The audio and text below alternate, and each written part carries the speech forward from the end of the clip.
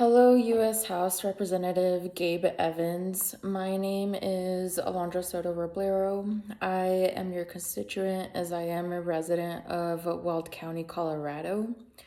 I am also a social work student working towards my MSW, where I have come to learn and conduct research on the implications of budget cuts for the Medicaid program. Due to this, the purpose of this meeting is to discuss Medicaid budget cuts and me advocating to reform cuts to Medicaid funding. Budget cuts to Medicaid need to be reformed by repealing H.R. 1, otherwise known as the Big Beautiful Bill, and other legislation to lessen the impact of these budget cuts need to be supported.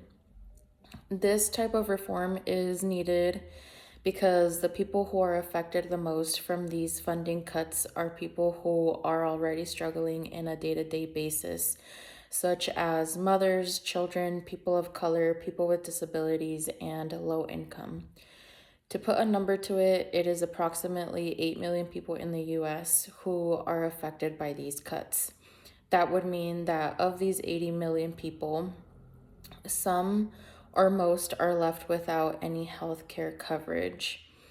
Medicaid continues to be the largest form of health care coverage, with 4 in 10 children, 8 in 10 children in poverty, 1 in 6 non-elderly adults, and 6 in 10 non-elderly in poverty, with nearly half of these under Medicaid being children. Without healthcare coverage, people will only then start seeking healthcare attention when the cases are extreme or in emergencies only. This is a problem due to hospitals and healthcare providers then taking on those extreme costs and thus creating a strain on hospitals and healthcare providers. So, resources, especially in rural places like Weld County.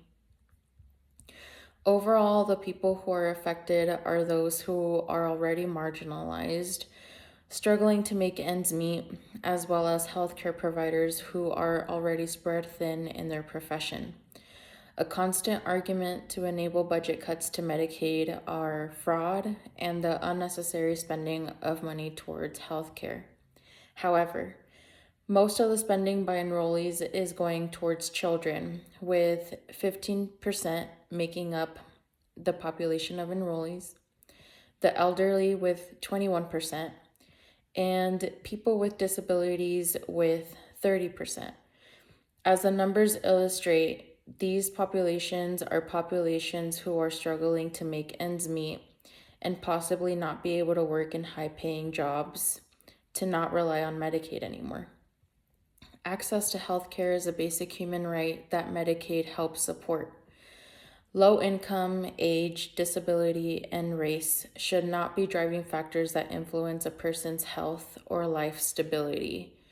With this in mind, Medicaid reform to repeal budget cuts is necessary, as the populations mentioned will be affected and stripped of their basic human right, which is access to healthcare.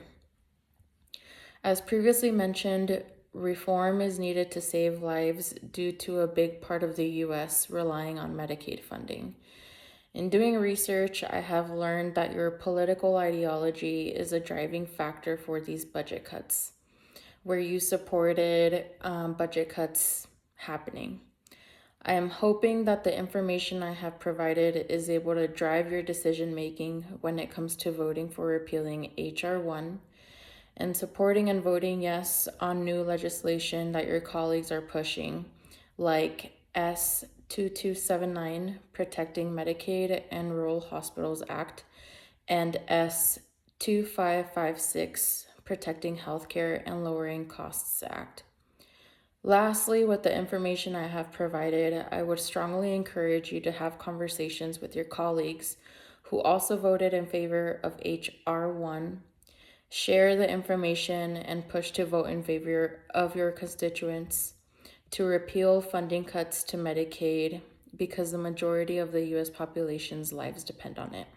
Thank you.